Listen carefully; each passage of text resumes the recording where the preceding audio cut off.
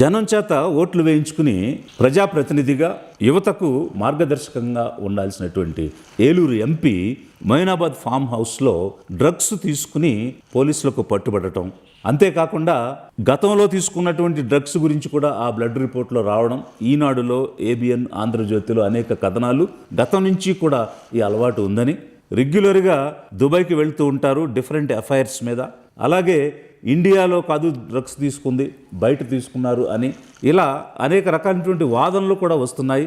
కుటుంబ సభ్యులు ఇక్కడ తీసుకోలేదు అని వాదించే పరిస్థితి కూడా కనిపిస్తూ ఉంది.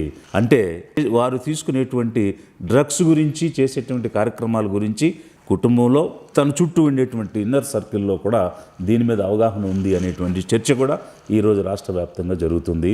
పార్లమెంటు సెషన్స్ ఉన్నాయి.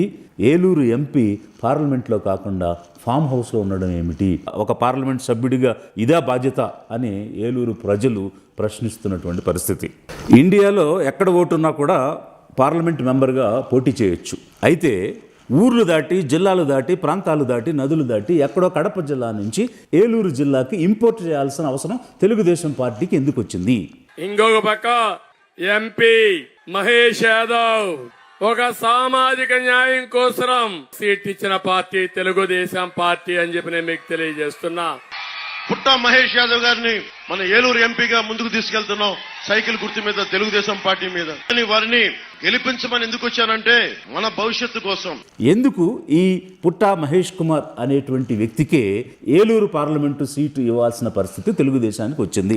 అతనేమైనా సామాజిక కార్యకర్త, ఒక పాదయాత్ర చేసి ప్రజాసేవ చేస్తున్నాడా, లేక సాంఘిక సంస్కర్త, లేకపోతే పార్టీ నిర్మాణంలో ముందు నుంచి ఉండి పనిచేసిన ఒక కార్యకర్త?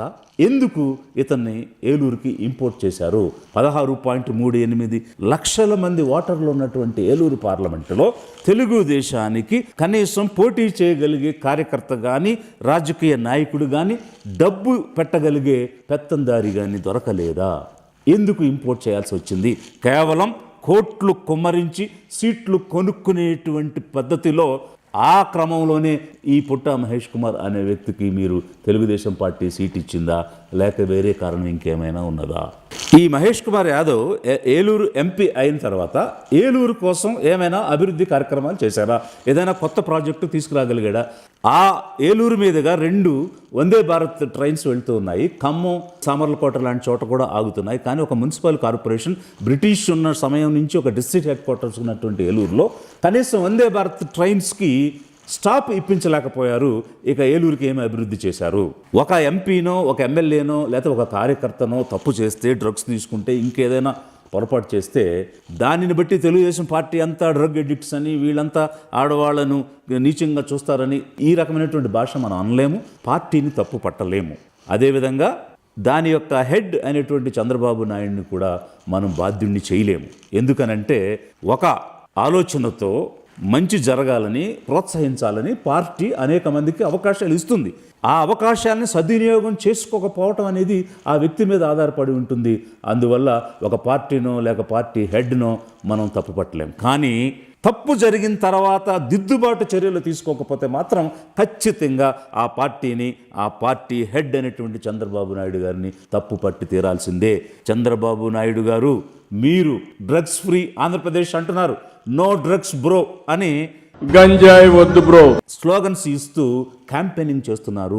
మరి మీ ఎంపీ ఒక డ్రగ్ ఎడిక్ట్ అనేటువంటిది ఈరోజు కనిపించిన తర్వాత దిద్దుబాటు చర్యలు ఏవి? కేవలం ఒక షోకాజ్ నోటీస్, దాంతో దిద్దుబాటు అయిపోతుందా? తప్పు సరిదిద్దడం జరుగుతుందా? యూత్కి ఒక ఎంకరేజ్మెంట్ ఇవ్వడం కోసం నేను సీట్ ఇచ్చానని మీరు అనేక చోట్ల మాట్లాడారు. అగ్రీడ్. మీరు అన్నట్టుగానే యూత్ని ఎంకరేజ్ చేయాలని ఈ పుట్టా మహేష్ కుమార్కి మీరు సీట్ ఇచ్చారు. But he's discouraging the youth. ఈరోజు యూత్ ఏమనుకుంటారు? ఎంపీనే డ్రగ్స్ తీసుకోగలిగింది, మేము తీసుకోకూడదా, జనం తీసుకోకూడదా అని అనుకునేటువంటి పరిస్థితి వచ్చింది కదా. అలాంటిది ఎలాంటి సందేశం మనం యూత్కి కానీ, ఆంధ్రప్రదేశ్ ప్రజలకు కానీ మనం ఇస్తున్నాం? It is your turn, ball is in your court. కాబట్టి చంద్రబాబు నాయుడు గారు has to act and give a message not only to Eluru parliament citizens but also to the entire state of Andhra Pradesh. ఒక డ్రగ్ ఎడిక్ట్ పార్లమెంట్లో ఉంటే ఏమవుతుంది? ఉదాహరణకి పార్లమెంటులో drugs and narcotics prohibition bill పెడితే ఆ సమయంలో ఇతను దానికి వ్యతిరేకంగా ఓటు వేస్తాడు. ఎందుకనంటే డ్రగ్స్ తీసుకునే వాళ్ళకి విచక్షణ ఉండదు. కాబట్టి ఆ మత్తులు ఏం చేస్తారో వారికి తెలియదు. అలాంటి వ్యక్తి పార్లమెంట్లో ఉండడం ఏ విధంగా సమంజసం? ప్రజలు ఆలోచించాలి, అధిక జనం ఆలోచించాలి. అధిక జనం వైపు నుంచి లిబరేషన్ కాంగ్రెస్ పార్టీ నుంచి నేను 2 విషయాలు డిమాండ్ చేస్తూ ఉన్నాను. ఒకటి, మీకు ఏమాత్రం మోరల్స్ ఉన్నా, ఎథిక్స్ ఉన్నా, ఏలూరు ప్రజలు ఇచ్చినటువంటి మ్యాండేట్ మీద రెస్పెక్ట్ ఉన్న మిస్టర్ పుట్ట Mahesh Kumar, you resign from the MP position. మీలో ఏమాత్రం విలువలున్నా కూడా మీరు రాజీనామా చేయండి. అదేవిధంగా చంద్రబాబు నాయుడు గారికి నేను డిమాండ్ చేస్తున్నాను, అతనికి తానుగా రిజిగ్నేషన్ ఇవ్వకపోతే ఒక పార్టీ హెడ్గా మీరు అతన్ని ఆ స్థానం నుంచి తప్పించి, ఏమాత్రం మీకు చిత్తశుద్ధి ఉన్నా, ఆంధ్ర రాష్ట్ర ప్రజల మీద, ఎన్నిక ఇచ్చినటువంటి ఏలూరు ప్రజల మీద ఏమాత్రం గౌరవం ఉన్నా, మీరు విలువలు పాటించే వ్యక్తి అయినా, మీరు మాట్లాడే మాటలకు చేసే పనులకు సంబంధం ఉంటుంది. కేవలం నేను స్లోగన్స్ బ్రాండింగ్సే కాదు, యాక్షన్లో కూడా నేను అడ్మినిస్ట్రేటర్ని మీరు చూపించుకోవాలని ఏమాత్రం మీకున్న విలువలు ఉన్న, చిత్తశుద్ధి ఉన్న, వెంటనే అతన్ని ఎంపీ పదవి నుంచి తప్పించండి. రెండవ అంశం, ఏ విధంగా అయితే క్రిమినల్ ట్రాక్ రికార్డు ఉండేటువంటి వాళ్ళు ఎలక్షన్స్లో పోటీ చేయడానికి అనర్హులని మన చట్టం చెబుతుందో, ఎలక్షన్ కమిషన్ పార్లమెంటు ద్వారా ఒక బిల్లు పెట్టించి డ్రగ్ అడిక్ట్స్గా ఉన్నవాళ్ళు, ఉదాహరణకి స్పోర్ట్స్లో, ఒలింపిక్స్లో కానీ, ఏషియన్ గేమ్స్లో కానీ పార్టిసిపేట్ చేసే వాళ్ళందరికీ డోప్ టెస్ట్ చేస్తారు. వీళ్ళేమైనా డ్రగ్స్ తీసుకుంటే వాళ్ళని డిస్క్వాలిఫై చేస్తారు. మరి అలాంటిది ప్రజల కోసం చట్టాలు తయారు చేసే సభకు వెళ్ళేటువంటి వాళ్ళకి ఈ డోప్ టెస్ట్ చేయొద్దా?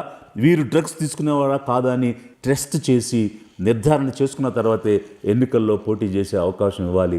అలాంటి చట్టం తేవాలి, ఎన్నికల కమిషన్ గైడ్ లైన్స్ తేవాలని లిబరేషన్ కాంగ్రెస్ పార్టీ అధిక జనం వైపు నుంచి డిమాండ్ చేస్తూ ఉన్నది.